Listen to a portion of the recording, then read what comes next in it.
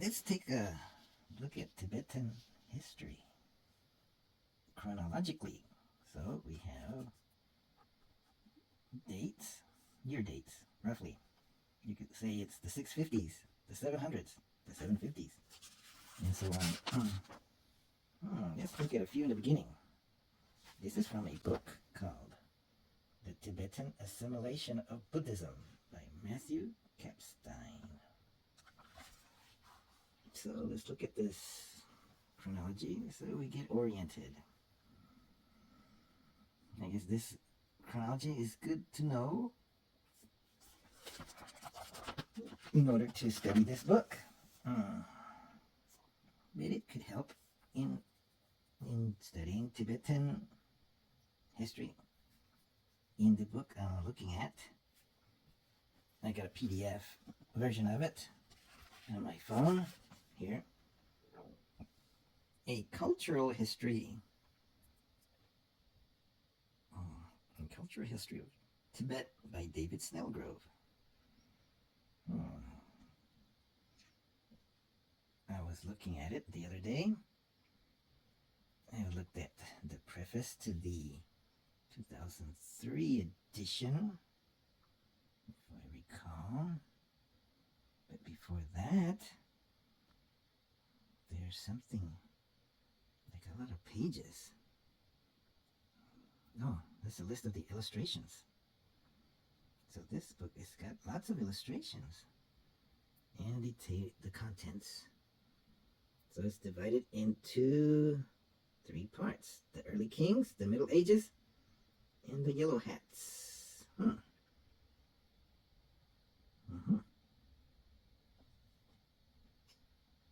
That's kind of interesting. Here's the cover. So it's a PDF. So last time I was looking at the preface. Let's see. The author, David Snellgrove, had a co-author to this book, but his co-author passed away. So he mentions him. I lament the death of my co-author and old friend Hugh Richardson. And he mentioned that the most tenuous Chinese claim through their one-time Mongol rulers, they had been ruled by several Mongol rulers. The Chinese claim was that as far back as around 1249, China had control of Tibet. But that's not true. The Mongols had control of Tibet. In 1249, a Mongol chieftain, Godan Khan, he was assigned the governorship of Kansu province. He appointed someone to be the regent of Tibet. He appointed Sakya Pandita. And then Kublai Khan, governor of the Mongol occupied territories in the southern and in the northern and western border areas of the Sung Empire, became the first Mongol emperor of China. Thus, the earlier Mongol suzerainty over Tibet has been claimed by this later association as a Chinese one. On such terms, the Tibetan claim to independence in the modern world is surely indisputable. The Tibetans have a clear history of their own, testifying to their ambivalent relations with their neighbors, of whom the Chinese have certainly been, in recent centuries, the most important. They have a distinct language, Tibetans do, and literature of their own, going back at least to the 7th century AD, when they represented undeniably the major power in Central Asia. That distinct culture and their deeply revered religion differentiates them totally from their Chinese neighbors.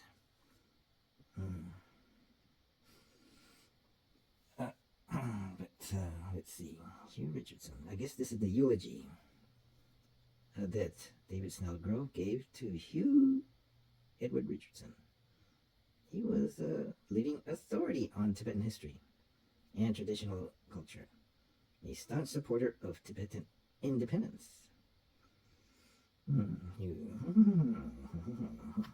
talks about him.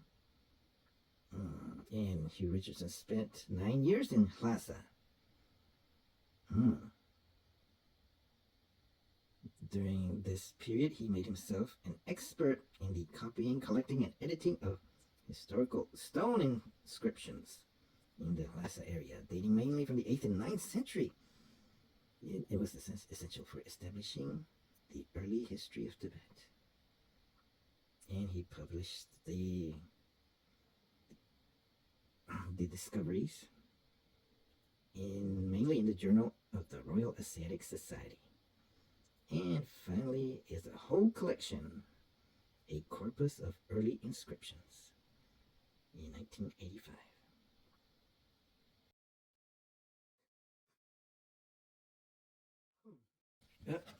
But let's take a look at some Tibetan history in a chronological order. It was mentioned that in the 7th century, Tibetans had started to bring together a literature, they wrote down literature. They started writing because by around 650,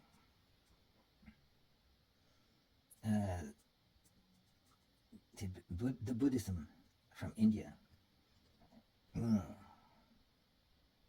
Well, actually, the Buddhism was first introduced by the emperor's Chinese bride, the Princess of Wencheng, who died in 684. So Songtsen Gampo was the emperor of Tibet, or you could call him king of Tibet. Well, he brought a lot of regions of Tibet together, regions and people together into one.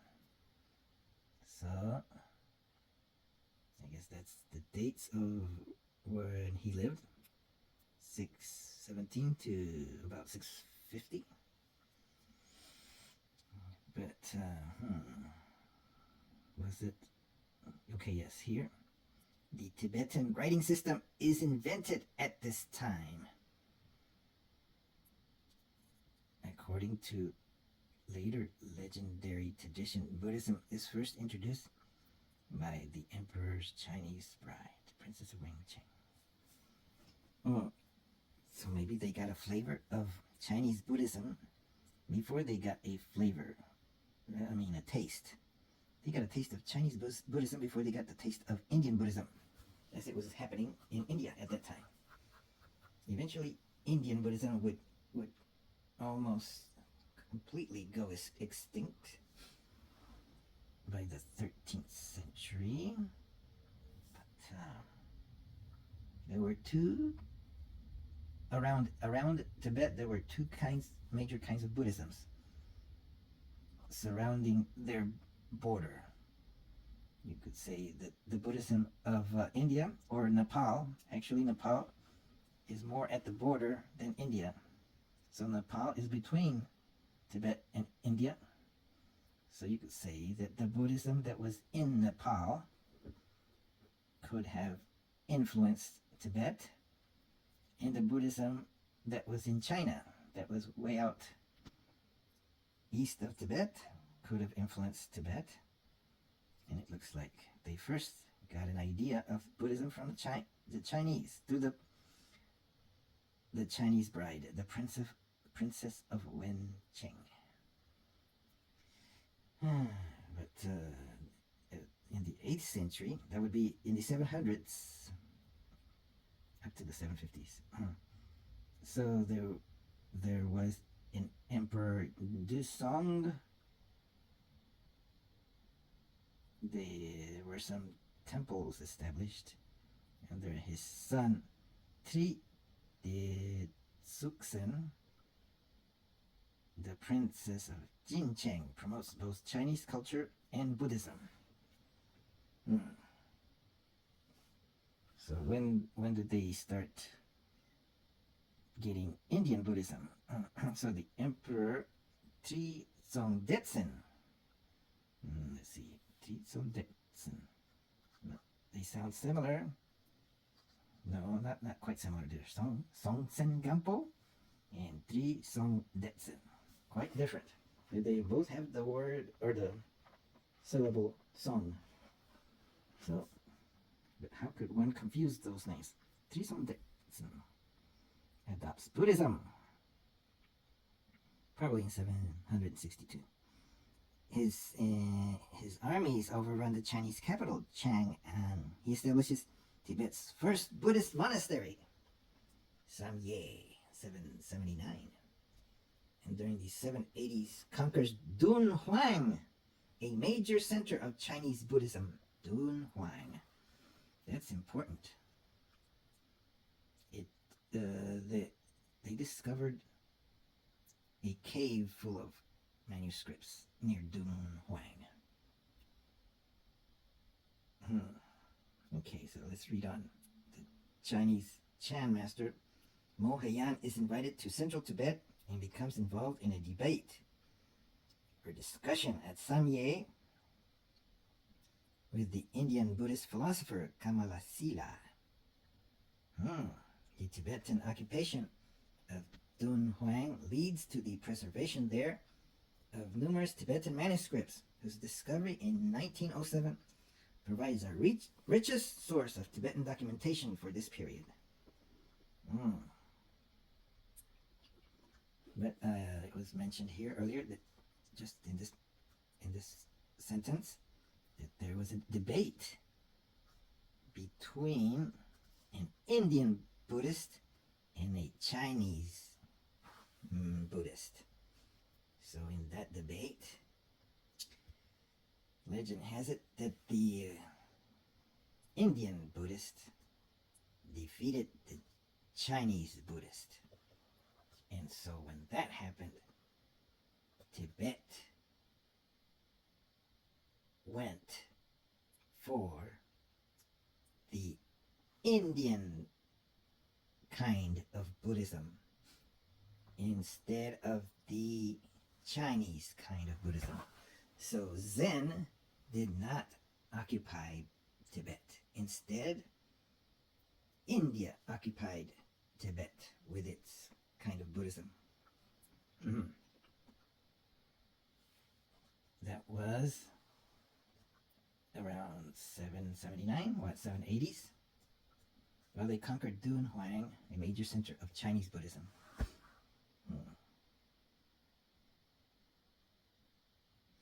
So under Trizongdetsen's greatest successors, Trizongdetsen reigned from 804 to 815. And Relpachen, 815 to 838. Buddhism continues to flourish with royal patronage. Except there was a break. There was a bad times from 838 to 842. That was the reign of Lang Dharma. He was a bad king. Bad King Lang Dharma. Patronage, under his patronage. No, I mean, he was like, should I say? No, I shouldn't bring in, that would mean my Trump derangement syndrome if I bring that up. He was like, maybe Donald Trump is the reincarnation of Lang Dharma. Because Lang Dharma reduced or withdrew completely the patronage of monasteries, and later tradition recounts that there was a persecution of Buddhism, culminating in Langdharma's assassination by a Buddhist monk. Oh, so you don't want to mess with Buddhist monks. The Buddhist monk did chop suey, did kung fu on Shaolin kung fu on Langdharma and assassinated him. Maybe did some ninja things, or maybe poisoned him, or whatever it was. He was eliminated by a Buddhist monk. Why? Because that Buddhist monk felt like we as a Buddhist community have to get rid of this dictator Langdharma because he's bad for Buddhism. Well, he just didn't want to patronize us. No, didn't want to sponsor us. So the patronage of monasteries was reduced or withdrawn. And later on, there was even stories that say that during Langdharma's reign, there was persecution of Buddhists. So the Buddhist monk, a Buddhist monk, who knows who it was, got rid of Langdharma for good. So, and teach those in power, they got to sponsor Buddhism, or else the Buddhist monks will get pissed off and kill you. Then by the 850s, the collapse of 850s to 900s, the collapse of the Central Tibetan royal dynasty follows with ensuing a power vacuum, persisting for a full 400 years. Oh my goodness, so maybe that was a bad idea. Maybe they shouldn't have killed Langdharma, because then the Tibetan dynasty collapsed. And that caused a power vacuum that lasted 4 centuries until the Sakya. The people of the Sakya Buddhist tradition came around, backed by Mongol rulers. They backed the Sakyas with the Sakya Pandita. Right? Eventually. Well, it didn't happen at this time, but it would happen. And that would result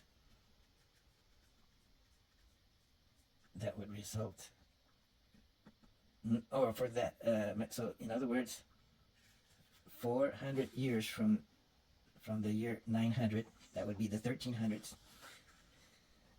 the Sakyas would emerge as Tibet's supreme rulers. So there's a mixing of church and state. So the Sakyas, who are actually a religious tradition of Tibetan Buddhism, would emerge 4 centuries from the 900s as the supreme rulers in the late 13th centuries. Oh, in other words, 1290s. And yes, I read that in this book. Let me remind you that I read this. Let's see if I can. Okay, so I read this right here. Let's put it like this. There it is. Oop.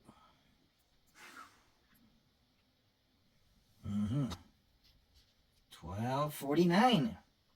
That's where the Sakya Pandita, that's his nickname, because he was a Sakya, and because he was like a pandit, not a panda, pandit, a know-it-all, a genius and a scholar at whatever he's expert at. In this case, he was expert at the religion of Buddhism. So, let's see. So the Mongol chieftain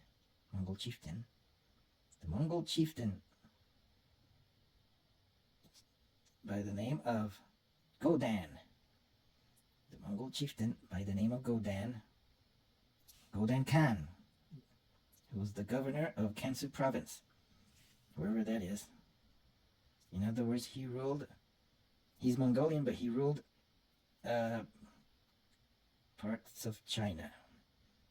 And he had the authority to appoint anyone as regent of Tibet, as like a governor of Tibet, and he chose a Tibetan to govern Tibet. So Sakya Pandita, and actually he became a Tibetan monk. So he got a Tibetan monk to rule Tibet. Eventually, that's what would happen. The Mongols got I don't think it was with the first Dalai Lama, nor with the second, because the idea of Dalai Lama did not exist with the first or the second or the third. It was or maybe it was at the third, fourth, and fifth. But I think it was the fifth Dalai Lama that was given the power, or was appointed, like ruler of Tibet, starting with the fifth. Well, not his whole life. Like maybe when he was capable of ruling, then they would have a Dalai Lama rule Tibet. I think they use a Panchen Lama. So they took turns between the Panchen Lama and the Dalai Lama. Or at least maybe they took turns at a certain level of responsibility. But of course they had administrative people in place that took care of the government, while the Dalai Lama was in training, like say a teenager or before that, growing up. So they had to have someone ruling the country. I think wow, Titu, Tati, Tashi? No, I forgot what they called him. Okay, so but wow, they practically didn't have any rulers for 4 centuries. For a full 400 years, they had a power vacuum until that Sakya Pandita came around in 1294. But what happened during these 4 centuries? How did Tibet survive? Let's find out. Without a ruler. Well, without like some kind of royal dynasty. Maybe there were rulers, but maybe they were split in regions. So the revival of monastic Buddhism in central Tibet begins towards the middle of the 10th century. During the late 10th and early 11th century, Tibetan Buddhism enters a new period of rapid development and change. Local lords vie for ascendancy, and religious authority is no less contested than temporal power. Interesting. From the late 10th century onwards, we find Tibetan translators and pilgrims journeying to India and Nepal in search of gurus, scriptures, and esoteric lore, L-O-R-E.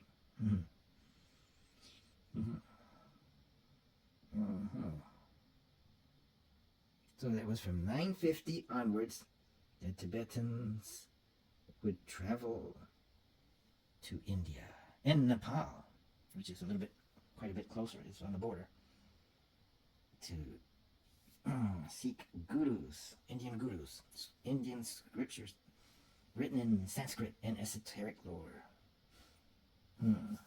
What did they find? They found Indian Buddhism at their border. And so now the 1000s. So these developments are particularly prominent in Western Tibet. Okay, so the developments of looking for Indian Buddhism are prominent in Western Tibet, where the great translator Rinchen Zangpo is patronized by the monarchs of the Gugay kingdom. So the Tibet was no longer an empire, but it had kingdoms. So this Gugay kingdom in Tibet wanted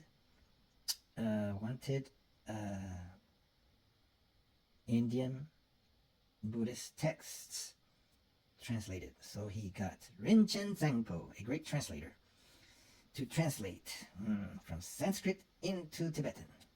And the Indian scholar and adept Atisa, 982 to 1054. was invited to teach there in 1042 in the Gugei Kingdom in western Tibet.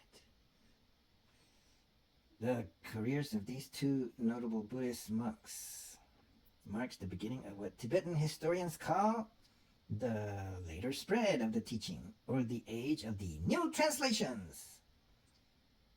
In reaction to these new developments, the older Tibetan religious traditions, the Bön religion, Bön religion, it's the O with two dots, so that's pronounced sort of like Bön, burn, I don't know, religion, and the Nyingmapa, or ancient school of Buddhism, reassert themselves. They're kind of fighting back.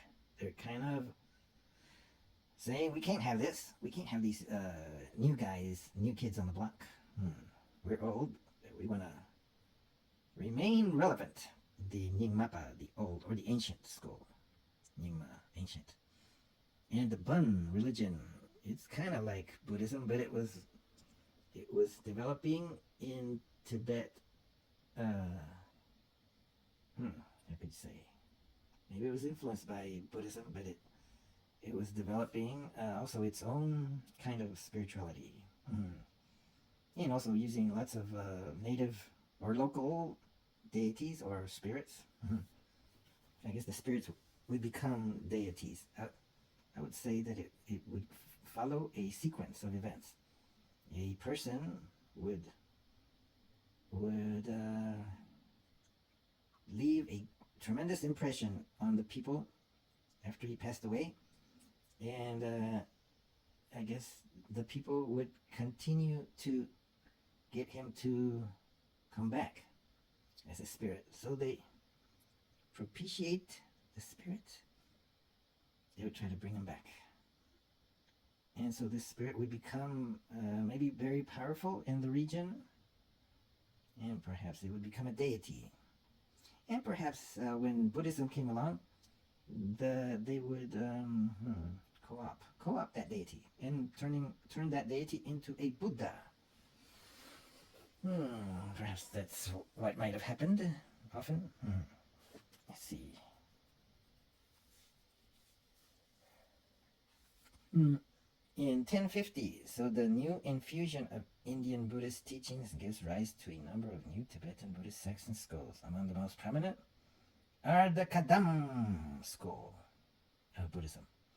That stems from Atisha's successors,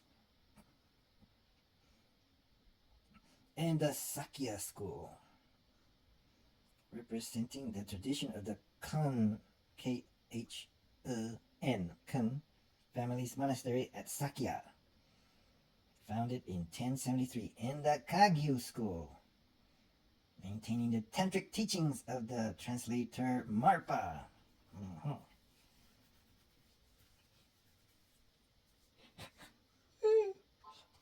And then in the 1100s, the Kadampa monastery at Sangpu is founded in 1071 or 1073, and swiftly emerges as the leading center of study of logic and other philosophical topics.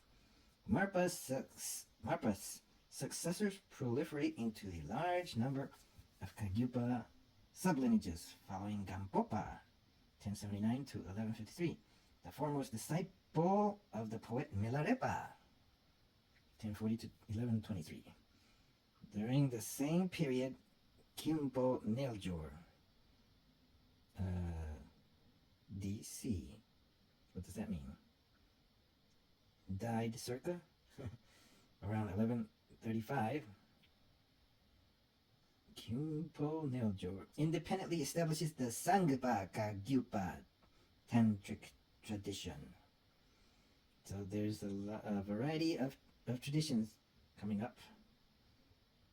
There's the Kagyu traditions and sub-traditions, and there's Kadampa, the Kadam traditions. The Kadam traditions influence all the others. The reassertion of the Bön and the Nyingmapa traditions is advanced by means of rediscovered treasures, Terma texts, and religious objects said to have been cached in earlier times and now recovered.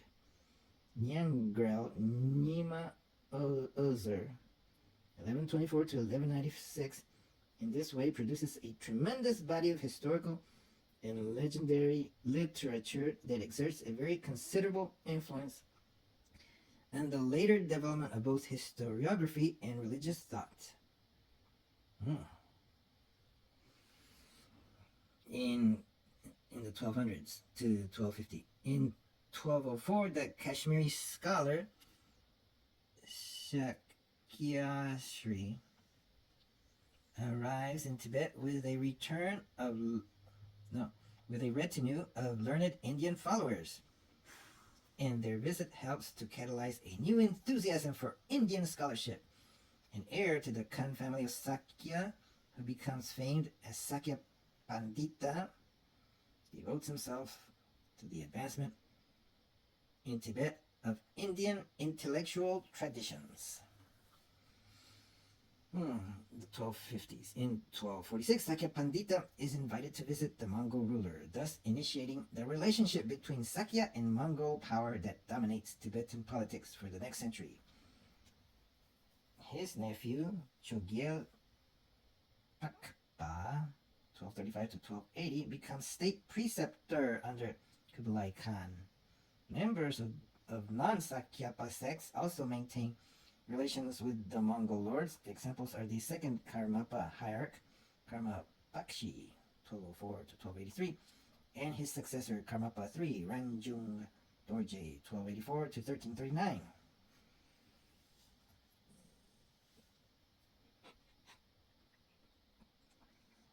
It doesn't mention here that Sakya Pandita was made regent of Tibet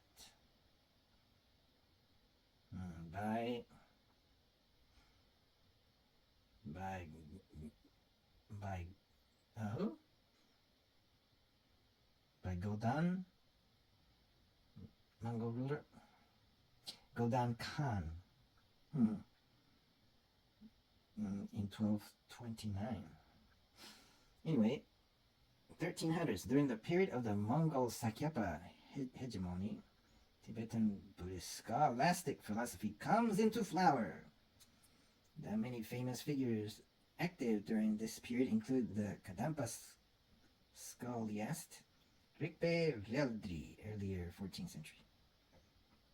The redactor of the Tibetan Buddhist canon, Bhutan, 1290 to 1364.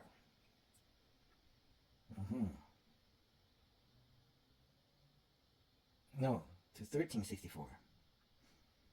And the founder of the controversial extrinsic emptiness teaching, Doldopa, 1292 to 1361. And the master of the Great Perfection System, Long Chenpa, 1308 to 1363.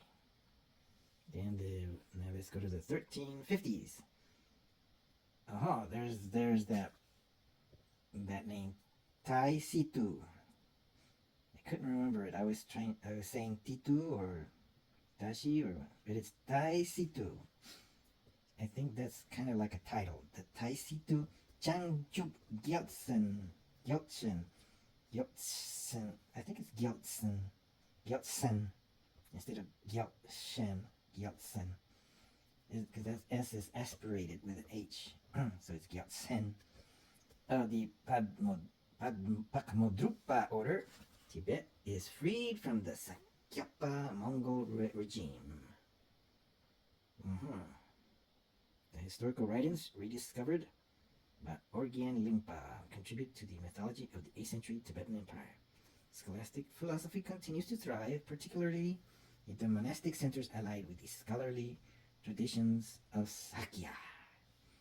1400s, Je Tsongkhapa Lama, Je Tsongkhapa Rinpoche, the second Buddha, or maybe he's the third.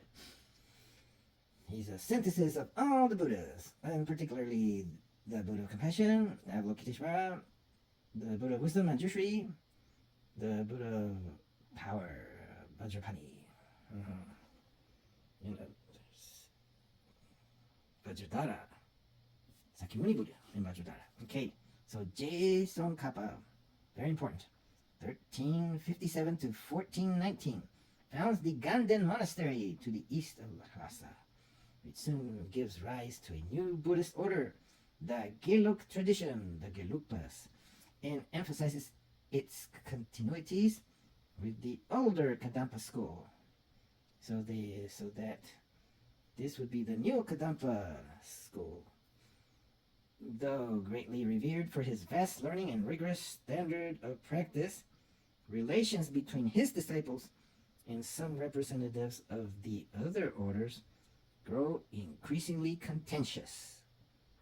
The 15th and 16th centuries witnessed intensive doctrinal debate with the Gelugpas and the Sakyapa and Kagyupa rivals.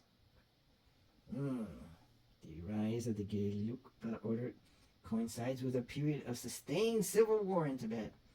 By the 16th century, important powers in the central Tibetan province are allied with the Gelugpas, while the kings of Tsang in the west support hierarchs of the Kagyupa and other schools.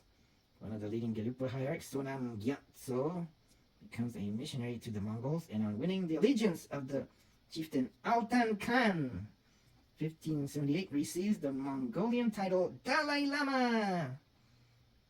Sonam Gyatso, the first Dalai Lama. Well, no, he's the first one to get the title Dalai Lama, which means oceanic guru. In other words, his knowledge is like the ocean. It's huge. And the word Dalai that's what that means, ocean. It's a Mongolian word. Because the title is bestowed posthumously on his predecessors, he becomes the third Dalai Lama. So there were two others that got the title posthumously. The connection forged with the Mongols encourages the renewed interest of the Mongolian leadership in Tibetan affairs, and in 1642, Gyushiri Khan of the Kashot tribe conquers all of Tibet, establishing the fifth Dalai Lama, 1617 to 1682, as the ruler of the reunified realm of Tibet. The new empire, the new emperor, the fifth Dalai Lama. In 1717, the Mongolian Dzungar tribe invades Tibet, bringing renewed civil war and intersectarian violence. The Manchu rulers of China, the Qing dynasty, 644 to 911, become directly involved in the events in Tibet, and during the 1720s, consolidate direct rule over large parts of the eastern Tibetan province of Amdo and Kham. Throughout the 18th and 19th centuries, however, these regions emerge as new centers of creative energy in the development of Tibetan Buddhist thought. So that's from the book, The Tibetan Assimilation of Buddhism, Conversion, Contestation, and Memory, Matthew Kapstein. And then I'd like to go back to the other book. I'm having a hard time reading it in PDF. You can stretch it out. So we remember that as far back as 1249, that's when the Mongol chieftain Godan Khan, governor of Gansu province, appointed the Sakya Pandita as regent of Tibet, and Kublai Khan, the governor of Mongol-occupied territories in northern western border areas of the Sung Empire, became the first Mongol emperor of China.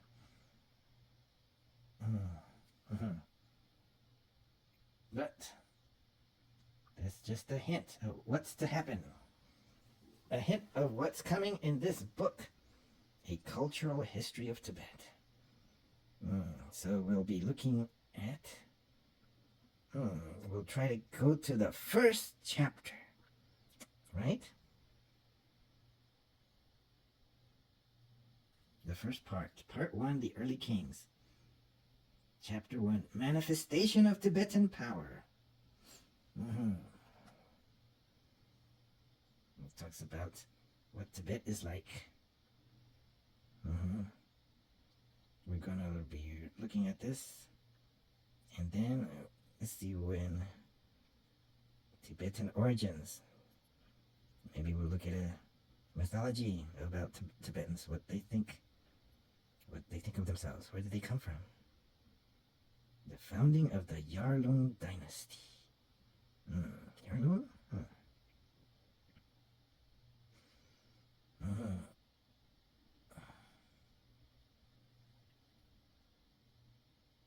Let's see.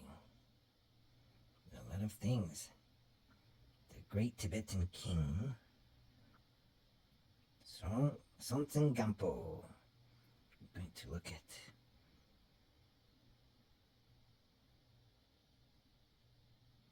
Also, the father of Sonten Gampo was assassinated, so he became king at a very young age, but managed to do quite a lot in his short time as king.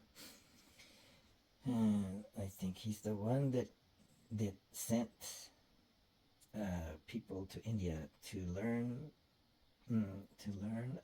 Sanskrit and come back and translate. Yes, create the language, the Tibetan language. So we'll read about that, perhaps in there. So we'll come back to that book next time. But I hope this gave a good overview of the Tibetan history. We went and looked at a brief chronology of Tibetan Buddhism to place our bearings at what was happening, century by century, century by half century, half century by half.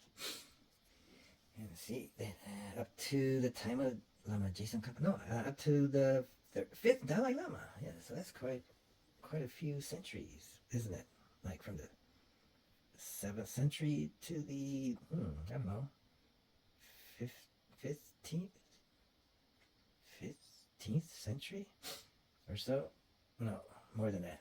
16th, 17th.